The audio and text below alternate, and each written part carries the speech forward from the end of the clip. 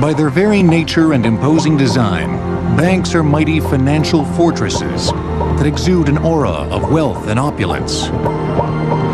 The message of architecture and bank history is a very interesting one. A bank building radiating the message of solidity, stability, trustworthiness. A bank's powerful structure offers the implicit promise that your money is safe inside these walls. Throughout history, banks have maybe given a little more attention than most businesses to their appearance. Big skyscrapers showing that there's substantial resources there are part of the mystique of banking to give people that confidence. A bank is more than a building. A bank is something very special. A bank is trust, faith that people have in the bankers, in what they do. It is that representation of trust that is at the very core of a bank's existence.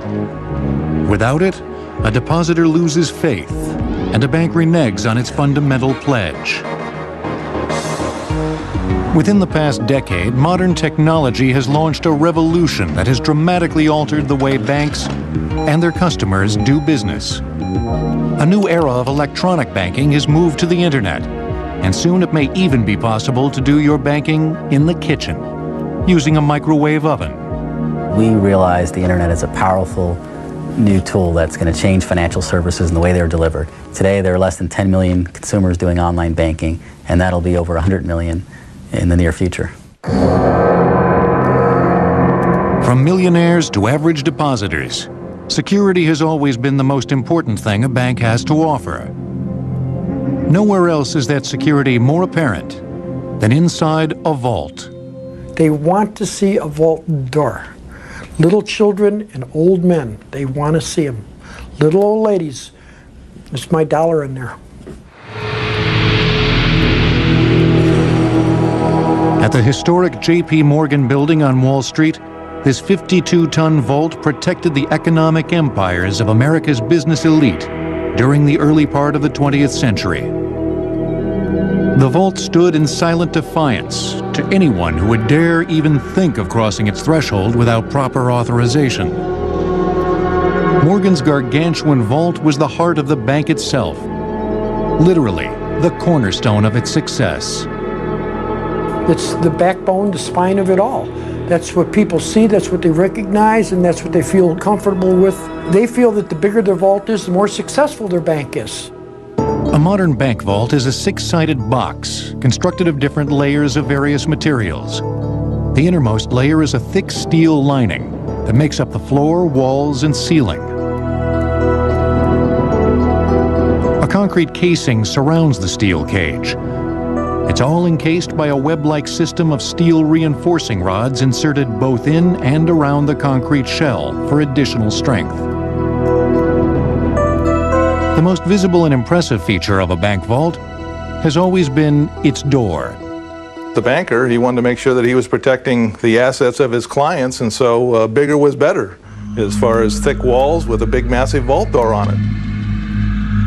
The vault door is a mountain of metal. Its hinges must be able to support a weight of as much as 20 tons, but be able to swing open smoothly and efficiently.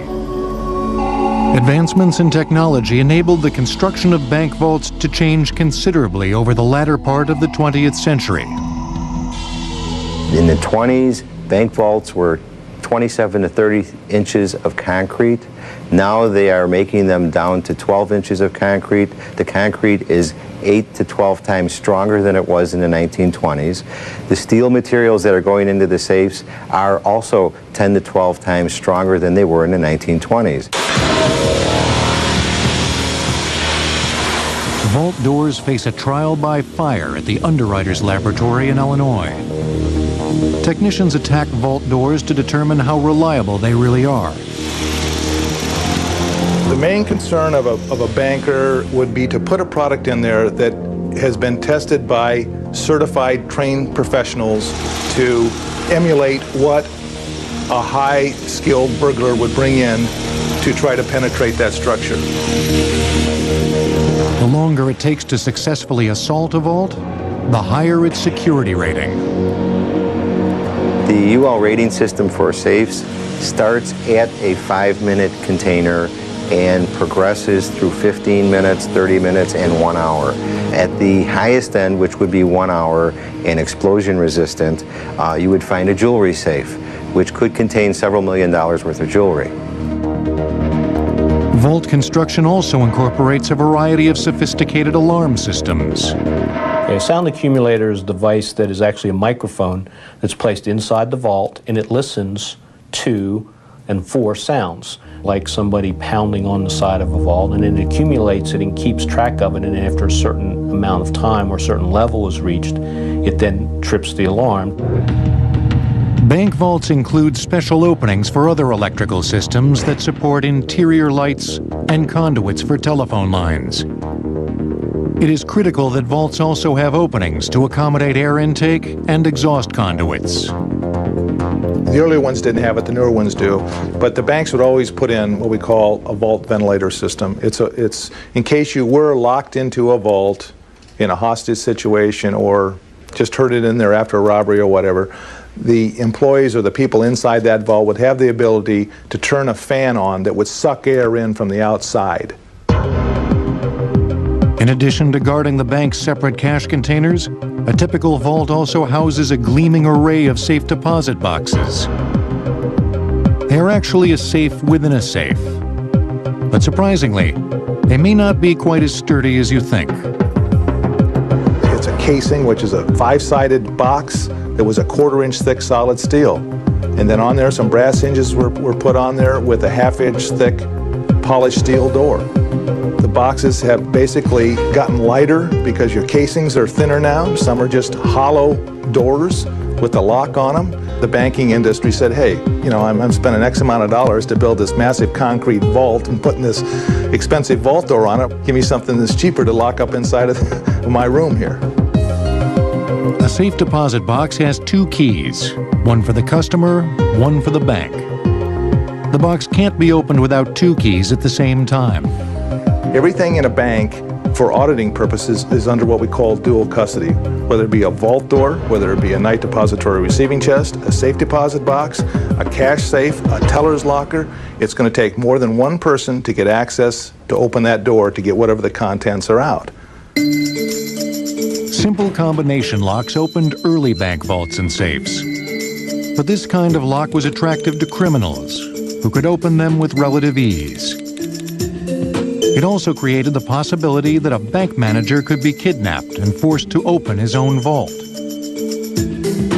Time locks were developed as a way to prevent that. The first time lock in a bank vault was installed in 1874. A time clock is a timing mechanism with appropriate linkage internally that has to coordinate with the linkage on the combinations. So even though you have, say, the combination properly, if there's still time on the time clocks when you wind them, the combinations aren't going to work. As many as 4 time locks were installed on bank vaults as a fail-safe system. If one timer stops working, the others continue to operate. Standard time locks were clocks that could be wound for a period of up to 96 hours, or 4 full days. Some modern vaults use digital time lock technology that allows for an infinite time setting, if so desired. If you try to run your combinations before those time locks have wound down, you put the correct combination on the combination locks, but you're still not able to retack the locking bolts or the locking bar of that safe or vault door. As imposing as a bank vault is, with its massive steel and sophisticated locks, banks are still a lucrative target for criminals. In 1986, burglars tunneled into a First Interstate bank vault in Los Angeles. They stole $2 million worth of cash, jewels, and rare coins. The burglars and their booty have never been found. Banks will continue on Modern Marvels. We now return to banks on Modern Marvels. Basic forms of deposit and lending can be traced back to the temples and royal treasuries of Mesopotamia in the 3rd century BC. The ancient Greeks developed strongholds which were used for the safe storage of valuables. The modern concept of a banking system of deposits, withdrawals, and loans began in Italy during the Middle Ages. The word bank itself comes from an Italian word called banco, which means bench. And the first bankers, nearly 1,000 years ago, would go into the piazzas in Venice and Florence and put down their bench, pull out their account book. Somebody would give them money, they would get a credit. Somebody would borrow money, they would get a debit or took out a loan. During the 17th century, goldsmiths in England provided a more contemporary model for modern banking. Goldsmiths were some of the first bankers because they handled a lot of gold, and people learned that they could deposit their gold safely with them and use their accounts with those bankers. The goldsmiths had large amounts of gold on deposit from wealthy clients, which often sat untouched for many years before it was used or returned. The goldsmiths began to loan some of that gold out to others in exchange for a promissory note and the payment of an interest charge. In time, paper certificates redeemable in gold coin were circulated instead of gold itself. When the British Empire reached across the Atlantic Ocean to colonize North America, British banking houses stood at one end of a long chain of global credit that stretched all the way to the new American frontier. Banking only really came to the United States after the American Revolution. Before that, it was effectively prohibited by British regulations. And any banking that would have existed prior to that would have been banking done by merchants, even dry goods merchants, providing various forms of credit to their customers, or perhaps various bills, short-term forms of lending, but nothing we would formally consider as a bank. It was a confusing economic period because so many different kinds of currency were already in circulation.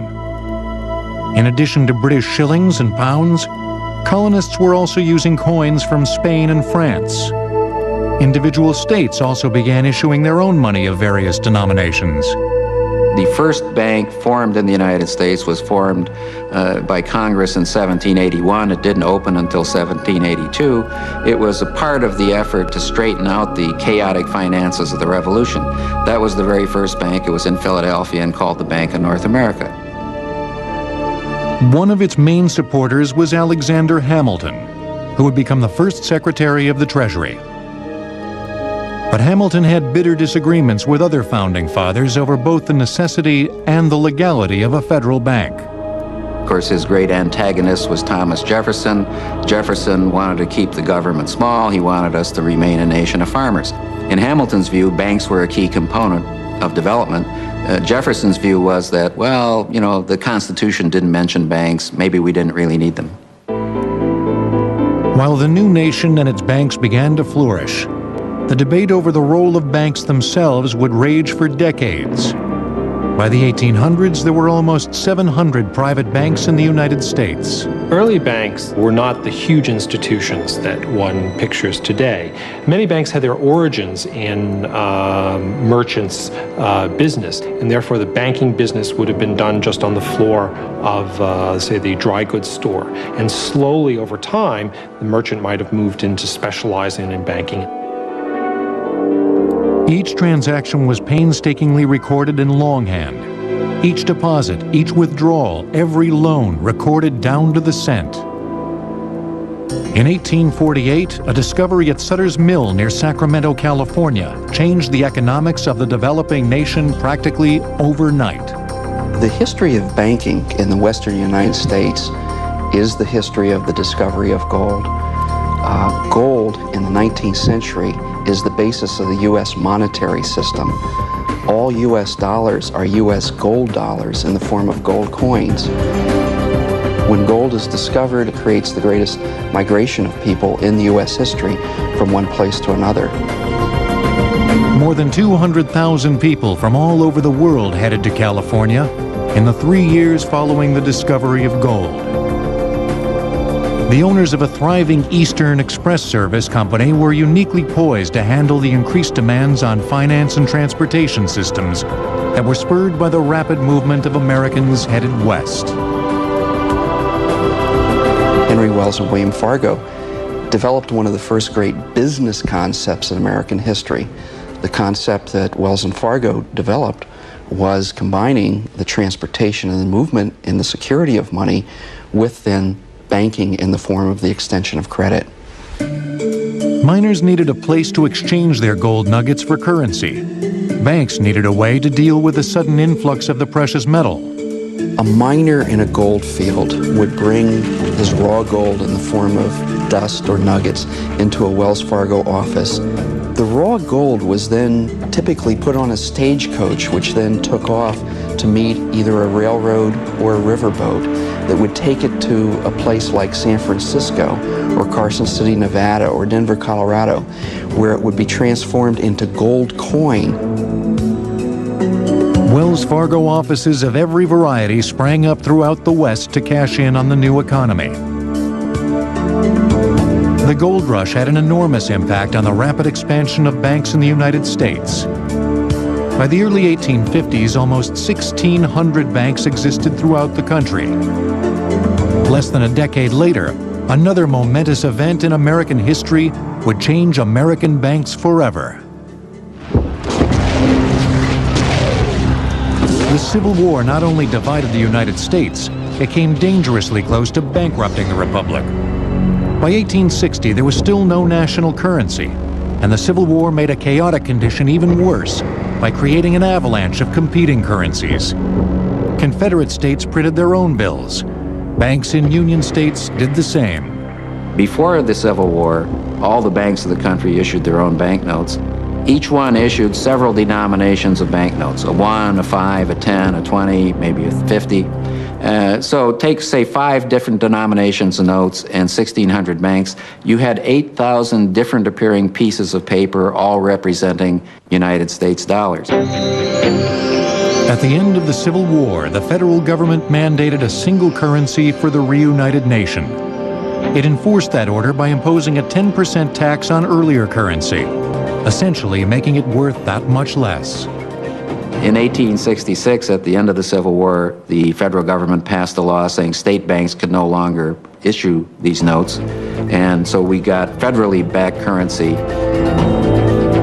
Out west, the gold rush had ended, and a silver boom had begun in Nevada. But the entire banking structure of the western United States was about to be tested by one of the most devastating natural disasters of all time. We now return to banks on Modern Marvels.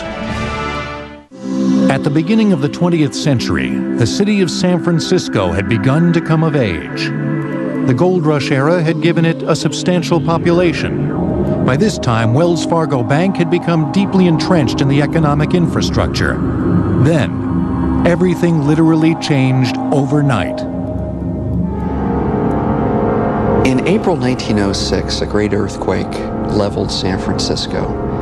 But the earthquake was not the worst of it. The firestorm that followed the earthquake destroyed all of the remaining infrastructure of virtually the entire city. The banks in particular were in a difficult position because their vaults were so hot as a result of the ensuing firestorm that it was days before they could enter the vaults and see whether or not, in fact, they were still in business. The president of the bank sent a famous telegram to all depositors and correspondents.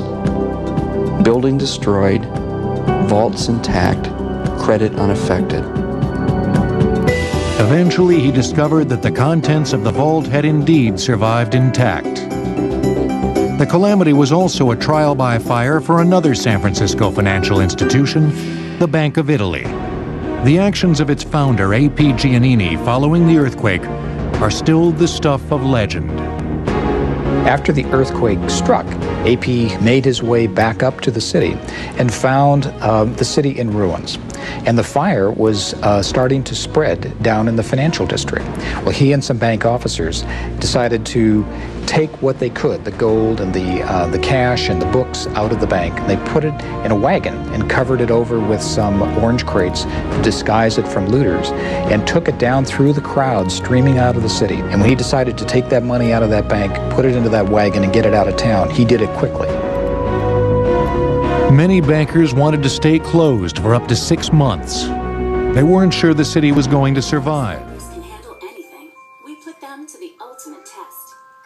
Dads, alone with their babies, at nap time, after a very full feeding.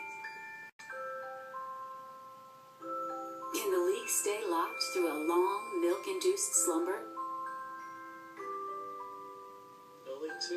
Grab a dad and see for yourself how, compared to Pampers Baby Dry, Huggies all-new Snug and Dry stops. AP said, that's wrong. He said, people need help now. If you don't start lending money, there will not be a San Francisco. He said, tomorrow morning, I'm going to put a desk out on Washington Street Wharf, and I advise all you bankers to beg, borrow, or steal a desk and follow my example. And he began making loans to rebuild the city. Giannini had originally opened the Bank of Italy in 1904. By 1918, he had expanded to 24 branches in 18 California cities. 10 years later, there were 292 branches throughout the state. The creation of a vast network of bank branches will be Giannini's legacy. He saw the potential of a thing called branch banking in America when no one had ever applied that concept before. There were banks that had small branches and they were separate offices, but what AP's vision was to create a statewide network of branches. Bankers in other cities did not exactly welcome Giannini into their territory with open arms. They saw the spread of his banking empire as a real threat. Other bankers in Los Angeles didn't want him there. The LA bankers took out ads that said, California does not need another Mussolini.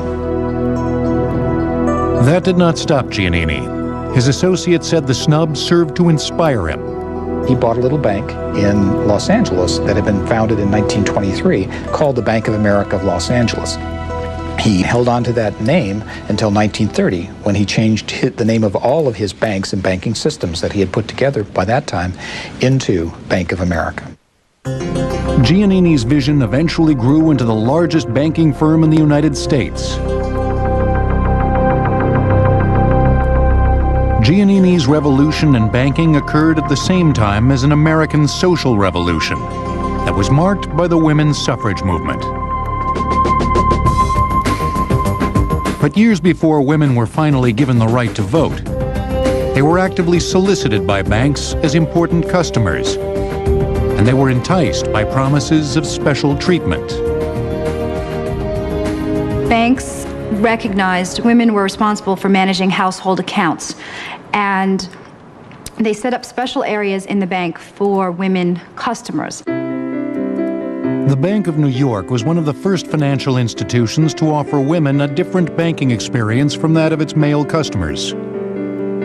The women's room in the bank was usually sectioned off. It was private. It was a little bit nicer. Lots of times there were a sofa perhaps, or some chairs, a little sitting area, nicer plants, really more decorative, almost to feel like a parlor or a living room, to make the women feel at ease with their financial transactions. It was really a marketing angle to attract women customers and make women feel more welcome in the bank and make their business a part of the bank's business. The bank's challenge with women was the same as it was with men, convincing them that their money was safe. One female customer who wasn't totally convinced was Hetty Green. She had inherited a fortune of millions of dollars and made millions more on her own by investing in the stock market. On Friday afternoon, she'd go into the bank. They would lead Hetty down into the vault. She would withdraw all of her money, count it, fill out a deposit ticket, and deposit all of her money back in the bank. I don't think she trusted the bank. It was a common theme of the era, brought on by hundreds of bank failures between 1870 and the early 1900s. The Federal Reserve System was established in 1913 to help change that trend. People lost confidence in their banks. Banks depended upon reserves of gold and silver. They didn't have a central bank backing up the transactions. And when people lost confidence or got scared, they'd run to the bank and they would take out their money and they'd cause a mini crisis in that region. It was a terrible situation. The Great Depression of the 1930s would pose the most monumental challenge to American banks and the country as a whole. Thousands of investors were wiped out in the stock market crash of 1929. But many banks had also made speculative investments on Wall Street. When the bottom dropped out of the stock market, it sent a shockwave of failure and despair through the American banking industry. The fact that you had 25,000 banks all over the United States meant you had 25,000 small institutions. And in banking, what's very important is to be diversified. Be diversified in your depositors, diversified in your loans. These banks tend to be very specialized. And because they were small and undiversified, they were very susceptible to economic shocks. The Great Depression, of course, was a huge shock. There were massive bank failures across the United States. You went from having perhaps around 25,000 banks in the late 1920s to about 14,000 banks around 1933. The failure of so many banks, combined with a nationwide loss of consumer confidence, prompted people to stop spending what money they had. That loss of demand led to a dramatic drop-off in the country's production of consumer goods, making things even worse. The result was drastically escalating unemployment. By 1932, 15 million Americans, or 30% of the country's workforce, were out of work. Bank failures fed off that vicious cycle. I would say, in some sense, the Great Depression actually hit rural areas of America before the 1930s. Low crop prices, farmers couldn't repay their bank loans. But these were little tiny banks in places like North Dakota, and they didn't seem to have much impact on the rest of the country. What happened in the 30s is that as prices fell, lots of businesses could not repay their bank loans. Therefore, the banks closed their doors. Therefore, the public lost their money. And the idea grew that you ought to just get cash and keep it under your pillow or in your mattress. I can assure you that it is safer for you to keep your money in a reopened bank than to keep it under the mattress. President Roosevelt's response to the bank failures was the New Deal legislation that included banking reforms that would change the industry for more than half a century. Among its provisions, a new concept called deposit insurance. The Federal Deposit Insurance Corporation guarantees each account up to $100,000. That's an important element of confidence. It doesn't mean much to a business that might leave millions of dollars or transfer millions of dollars through a system, but that insurance gives the individuals confidence that their money is safe and sound. The government also took drastic action that split the banking industry into separate parts. It was decided that because of the stock market crash and the Depression, that it would be a good idea to break off commercial banking from investment banking. Commercial banking deals with loans and deposits. Investment banking deals with underwriting securities, issuing new securities. The Glass-Steagall Act in 1933 decided that bankers would have to choose either to be commercial bankers or investment bankers, but they couldn't be both. It was thought that banks would be less likely to fail if they were not operating as financial supermarkets. Economists today believe that bigger financial institutions are much safer because their risks are diversified. The merger between Citibank and Travelers Insurance that created the financial behemoth of Citigroup would have been illegal had the Glass-Steagall Act not been repealed in 1999.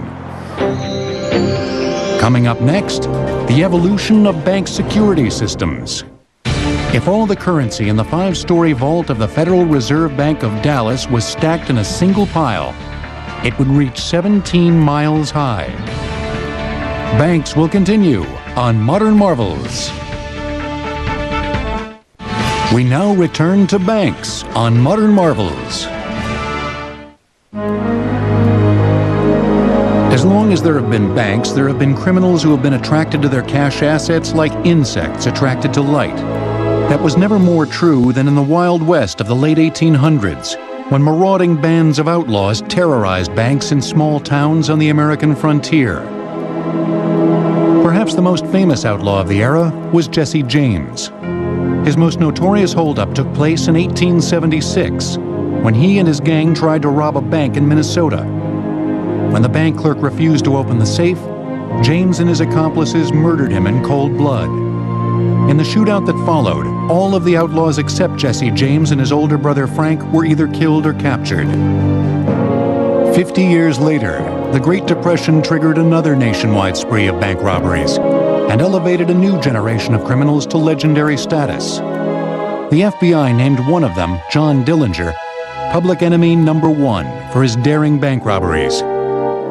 Dillinger's gang included men with nicknames that belied their violent natures. Babyface Nelson and Pretty Boy Floyd, both of whom were later killed in gun battles with police. It is at the very core of a bank's promise to its customers that the bank will keep deposits safe and sound from both economic peril and human greed. In the old days, the thought was to separate the teller from the bad guys, if you will, and you had that caged environment.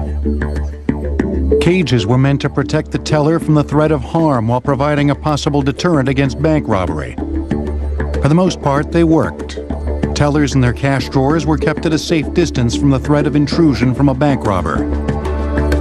Primitive bank alarm systems were developed in the late 1800s. They started with what they called a multi-box alarm in buildings that they were monitoring, and by just pushing a button in those locations, it would send a certain kind of telegraph message to the office. Later, there was a tripwire, and if somebody would walk into the building after hours and trip the wire, it actually sent one of those signals to the central station. So hence the term tripping an alarm, which is still what's used today. A modern bank typically is protected by a myriad of alarm systems that can be activated both manually and automatically. A bill trap is actually a device that is placed in the teller drawer, and without getting too specific and giving away any of the industry secrets, it's a device that is part of the robbery alarm system. By a teller just simply taking the money out of the drawer, there's a way that it is activated and in fact then sends an alarm signal. Bullet-resistant glass was developed that would help shield bank tellers from gunmen who would open fire during a holdup. Technology allowed the glass to get thinner, but stronger. Bullet-resistant glass is mainly used at a bank's drive-up window. However, sophisticated alarm systems remain at the core of a bank's security.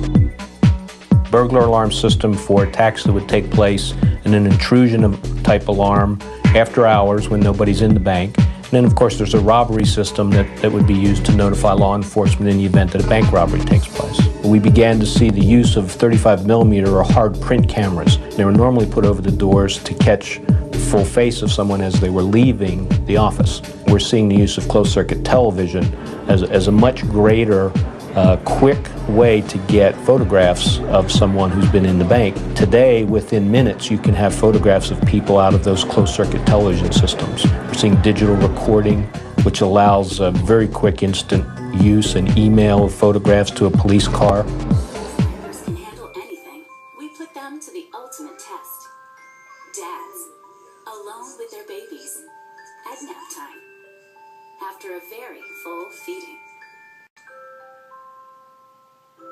Can the leak stay locked through a long, milk-induced slumber? No leak too.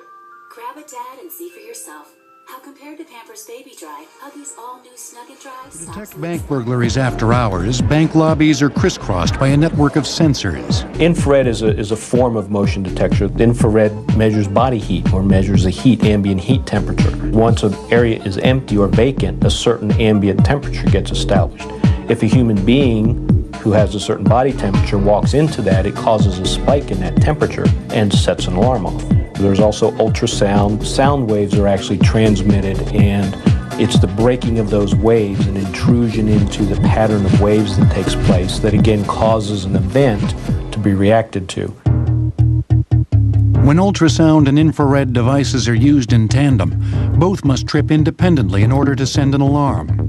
The system is going to be controlled through a control box where all of the various devices that can trip the alarm feed into. So you have a centralized point in the office that is kind of the brains of the alarm system. The simplest system involves a dialer and sends the alarm out over a telephone line, which can easily be disabled. But more sophisticated alarms are now being integrated into the bank's data network. To defeat them, you have to hack into encrypted data being transmitted continually with constant electronic monitoring at both the send and receive points. I don't want to say it's impossible, but it would be very difficult today. And that's called grade AA line security.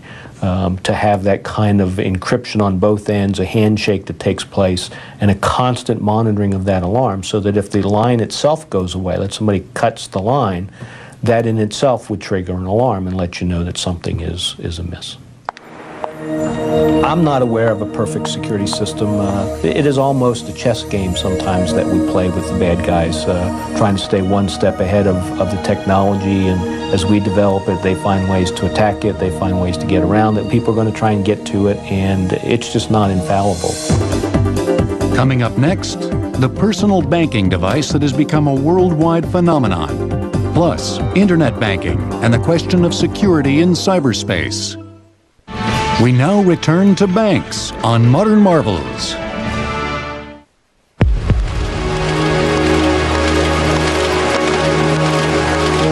It's estimated that 68 billion checks flow through the banks in the United States every year. The Bank of America's Regional Processing Center in San Francisco handles more than 4 million checks itself every day. Fundamentally have not changed check processing in 30 to 40 years. Checks are, without question, still one of the preferred methods of moving money that customers and businesses still employ. Up until 1950, checks were merely pieces of paper that banks processed by hand. That changed with the development of a revolutionary new encoding system. Strategically designed numbers were added along the bottom of checks that served to identify them to electronic readers. We refer to that as MICR. It stands for Magnetic Ink Character Recognition.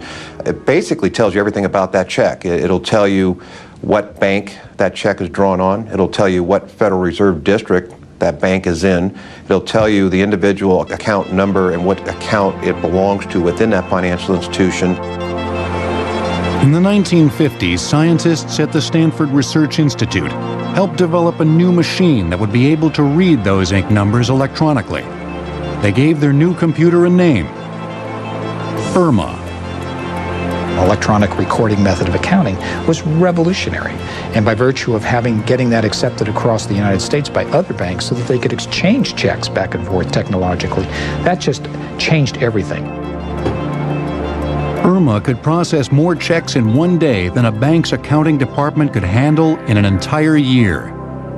Up until this point, banks had done their bookkeeping by hand. The development of mechanical accounting devices helped speed up the process and made record-keeping more practical. But it was still a laborious procedure.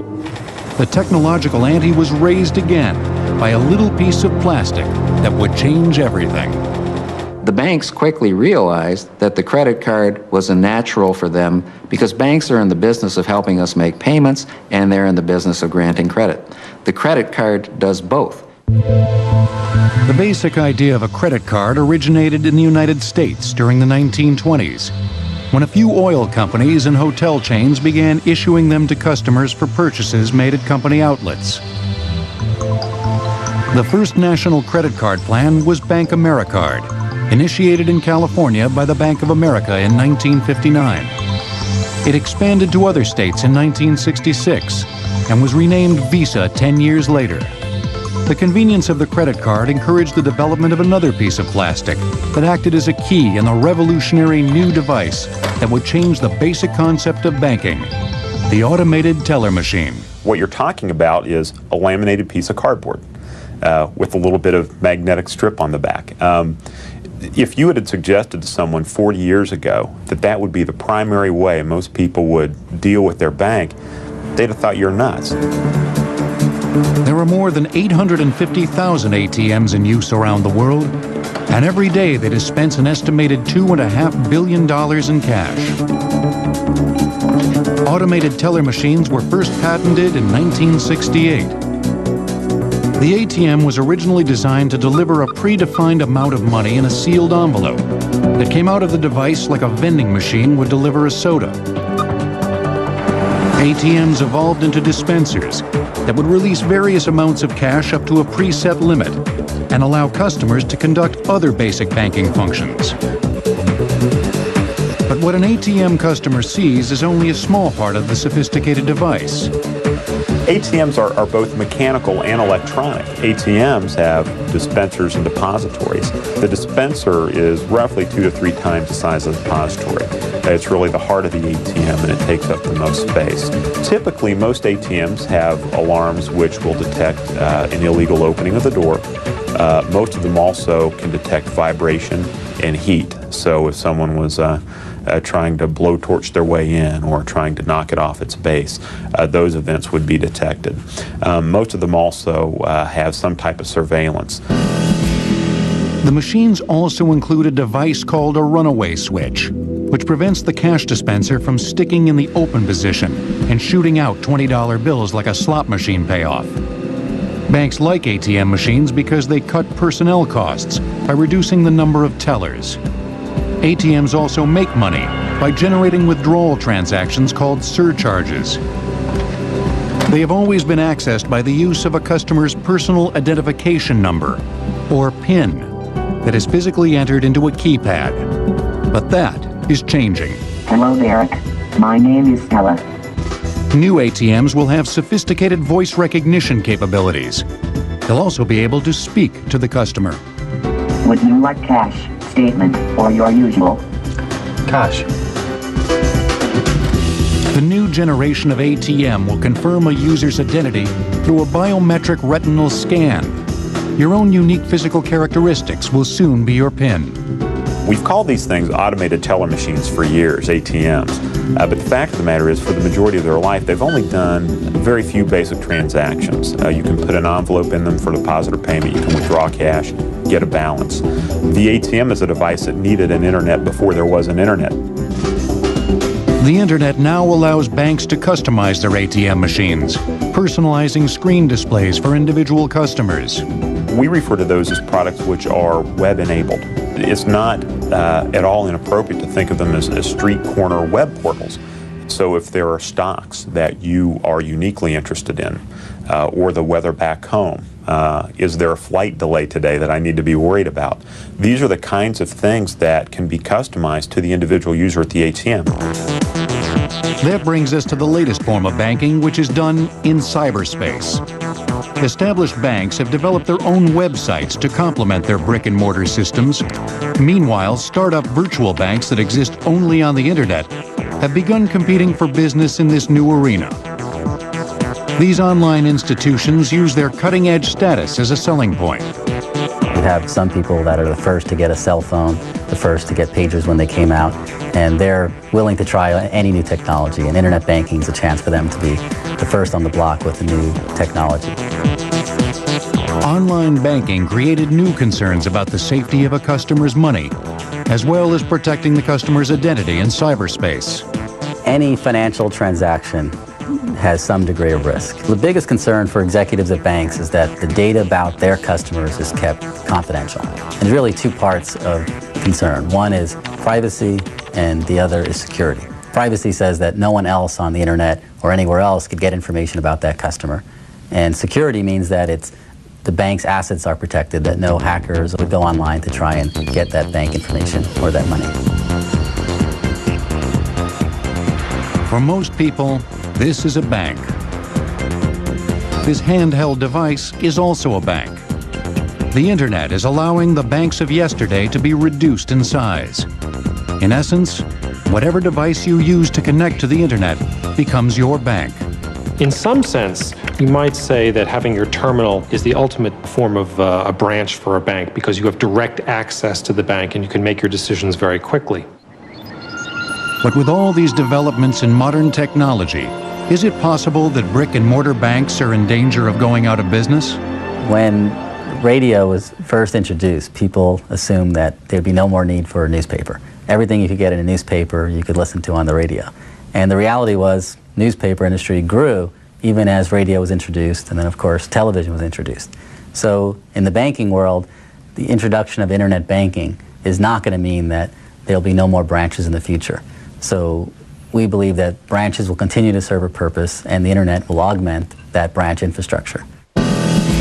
From its simple beginnings on the piazzas of Italy, banking has come into a new era and a new age. Simple methods of accounting have evolved into the lightning-quick transmission of vast sums of money over the internet. But time and history have not changed the basic tenet of banking, the promise that their customers' money is safe. That financial security is the key issue of what a bank is all about.